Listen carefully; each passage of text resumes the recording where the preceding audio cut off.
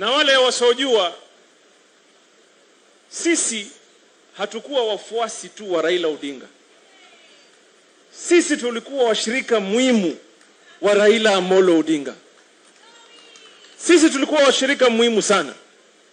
Na niliwaambia watu ambao hawajui, ukifuata sera na siasa ya Raila Amolo Odinga, alikuwa na marafiki na washirika na wafuasi hasa katika jimbo la Pwani chini mashinani. Those people have never had an opportunity to say what may be in their hearts. Tumeelewana? Na amesemwa hapa kama huyu mzee Mwaguda ambaye amemlinda mzee akiwa korokoroni. Mimi mwenyewe nishasikia hilo jina kwa marehemu baba kwa miaka. Kila siku wanataja vile huyu mzee alimsaidia akiwa korokoroni.